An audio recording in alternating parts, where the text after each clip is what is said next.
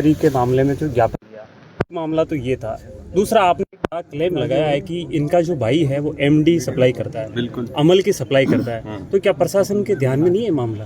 प्रशासन के ध्यान में है, लेकिन प्रशासन के जो छोटे कर्मचारी है उनके ध्यान में है, और जो बड़े अधिकारी आते हैं उनके साथ में महावीर जो भी अधिकारी यहाँ पर आता है उसके साथ में जाके छापा पहना के फोटो खींचता है, कोई भी, चाहे डिप्टी है चाहे SHO है।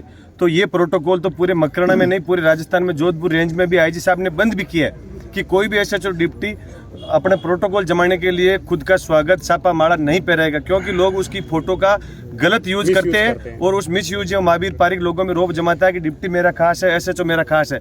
तो छोटे कांस्टेबल वगैरह उनको इन चीज़ों का पता होता है, लेकिन वो कार्रवाई करने से हिचकिचाते हैं। इसलिए इस प्रकार का इस लोगों ने दुरुपयोग किया है। बिल्कुल प्रशासन को इसकी गहनता से जांच करके उसको हिरासत में ले लेना चाहिए स्वतः ही, और अगर उसका रिमांड करे तो कल वो उगल देगा कि वो कहाँ से अमल लेके आया, कहाँ से MD लेके आया और किस किस को वो सप्लाई करता है। ये बिल्कुल मैं तथ्य के साथ में बात करता हूँ।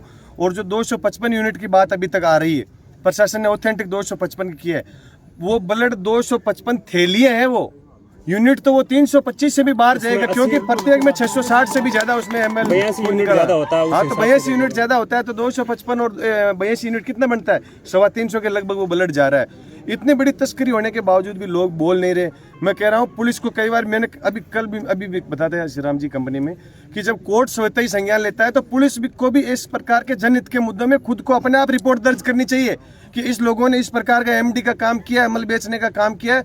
और जो भी लोग 2 नंबर के काम मकराना में कर रहे हैं, मैं तो कह रहा हूँ कि आने वाली नस्ल सुधर जाएगी। पुलिस को और सुरेश जी को और भवानी सिंह डिप्टी साहब को मैं तो कहना चाहूँगा कि आप इस लेवल का काम करें कि मकराना की जनता जब भी आपको मकराना से विदाई दे उस समय सर आंखों पर बिठा के मालाओं के साथ में झूमते हुए आए कि आप इन चोरों के और दलालों के खिलाफ आप सख्ती से कार्रवाई करें। श्री राम जी बिचर को, सुनीता जी को मैं आज धन्यवाद दूंगा कि उन्होंने युवाओं को पिछले 10-15 दिनों से सोशल मीडिया पे जबरदस्त आवाज उठाई, और मीडिया के बंधु यूट्यूबर से लेके फेसबुक, फर्स्ट इंडिया, जी न्यूज राजस्थान, जितने भी लोग हैं मीडिया के बंधु, उन सब लोगों को मैं धन्यवाद दूंगा कि आप लोगों ने जबरदस्त मीडिया में आवाज उठाई। उसकी बदौलत आज सब लोग यहाँ पर उठ के आए। सरकार भारतीय जनता पार्टी की, और भारतीय जनता पार्टी ने यहाँ से इन लोगों को नॉमिनेट किया हुआ है, सुनीता जी को, श्री राम जी को, और इन्होंने भी हिम्मत करके सरकार खुद की होते हुए भी ज्ञापन देने में इन्होंने अग्रणी भूमिका निभाई है। इनका भी मैं धन्यवाद ज्ञापित करता हूं, क्योंकि सभी युवाओं की मंशा थी, गांव की जनता की मंशा थी, उसके अनुरूप इन लोगों ने ये काम किया है।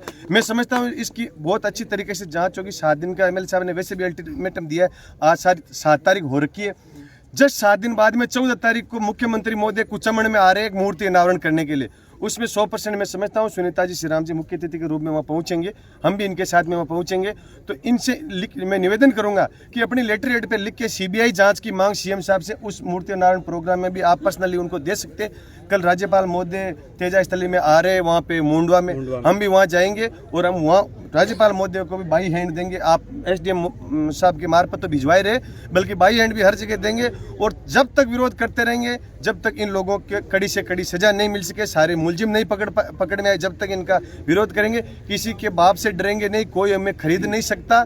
और आप सब लोगों से मैं तो यही कहूँगा कि जब तक आप लोग इसमें हमेशा इसका बहिष्कार करें। अभी हमारे एडवोकेट साहब ने बहुत अच्छा बताया कि इन प्रकार के लोगों की दुकान पर बैठना भी बंद करें, और ऐसे लोगों को व्यापार में, हर चीज़ में, समाज में बायकाट करे, ताकि दूसरा आदमी इस प्रकार का घिनौना कृत्य नहीं करे। कुछ लोग होते हैं जो इनके परिवार के लोग कहते हैं कि ये तो 5 दिन में छूट के आ जाएगा। ठीक है, भारत का कानून है, अगर छूट के आ जाएगा तो वो तो कानून के आगे तो हम भी कुछ नहीं कर सकते। लेकिन हमने और पूरे मकराना तहसील के युवाओं ने जबरदस्त सोशल मीडिया के प्लेटफॉर्म पर अच्छा विरोध किया, और उसका नतीजा है कि आज उस सलाखों के पीछे चाहे 1 दिन रहो, चाहे 10 साल रहो, गोचा पर कहो चाहे दा पर कहो, जेल तो हुई। एक ये प्रकाशी एक 255 यूनिट तो पकड़ा गया है, लेकिन ऑल ओवर डाटा की बात करें तो कोई डाटा नहीं है अभी तक। बिल्कुल, तो सरकारी बैंकें हैं उनको तो 140 से शायद 160 यूनिट के बीच में मिला है। बिल्कुल, तो ये बड़ा 1000 यूनिट के आसपास बिल्कुल ब्लड कहाँ है? बिल्कुल, ड्रग्स डिपार्टमेंट को इसमें मकराना थाने के अंदर नागौर की जो ड्रग्स डिपार्टमेंट है उसको मुकदमा दर्ज करवाना चाहिए, और मकराना चिकित्सा विभाग की ओर से भी मुकदमा दर्ज होना चाहिए कि इतना बड़ा ब्लड कैंप यहाँ पर हुआ है। अखबार में और हमने तो MLA साहब की फेसबुक पर भी देखा है कि 2765 यूनिट बता रहे वो लोग। भाई देखा हम लोगों ने नहीं है, सोशल मीडिया पर उस पर बता रहे। तो अगर 2765 वो लोग बता रहे तो उसकी रियली जांच होनी चाहिए। सरकारी बैंकों के हिसाब से तो 1350, 1500, 1600 से ज्यादा नहीं हो पा रहा है। खुद ने कहा कि इतना ब्लड सरकारी बैंकों को इतना ही मिला है, 255 पकड़ा गया, तो बाकी कहाँ गया? तो बाकी का ब्लड कहाँ गया वो तो ये पुलिस जांच करेगी, वो तो महावीर बताएगा कहाँ गया, उसने कहाँ बेचा है, कहाँ खोट किया है, कहाँ नहीं किया है। लेकिन मैं इस मामले में एक राजकुमारी जो हेड कांस्टेबल उसको धन्यवाद दूंगा कि उसने इसमें मुखबरी दी थी। अब कुछ लोग कह रहे हैं कि उन्होंने यहाँ मुकदमा दर्ज नहीं कराया, यहाँ क्यों नहीं पकड़वाया, क्योंकि यहाँ पे उसके महावीर के पूरे गैंग का यहाँ पे हाथ इतना मजबूत था कि उनको डर लग रहा था कि यहाँ कार्रवाई होगी नहीं, इसलिए ये ऊपर तक आगे सूचना गई। और यहाँ वो यहाँ पे राजकुमारी खुद मकराना पुलिस के साथ में दाबिश देना चाह रही थी, लेकिन जितने में उन्होंने यहाँ पे तैयारी की उतने में वो गाड़ी यहाँ से निकल चुकी थी। फिर पूरी टीम थी, हम लोगों ने भी इसमें सहयोग किया था। उसके बाद में वो गाड़ी पीछे लगाई, जोबनेर जाते जाते हमने दिनेश अहमद से भी बात करी, उसके बाद में ये गाड़ी पकड़ी गई है। मैं तो कह रहा हूँ उसको भी कहीं ना कहीं जो मेडल है, जो पुलिस का जो नियम में आता है, वो उसको भी इनाम मिलना चाहिए और उसको डीएसटी टीम में लगवाना चाहिए। एमएलए साहब से मैं निवेदन करूंगा मीडिया और सब जनता के माध्यम से कि चलो मकराना में चलो बदली का तो ये रूल है, इसमें इनका कोई रोल नहीं होता ही है। उनको 15 तारीख का पहले ट्रांसफर हो गया था, लेकिन उनको अगर रिलीव किया है तो उसको डीएसटी टीम में लगाए ताकि दोबारा इस प्रकार कोई भी आदमी 2 नंबर के काम करता है तो उसको पकड़ेगी, कार्रवाई करेगी।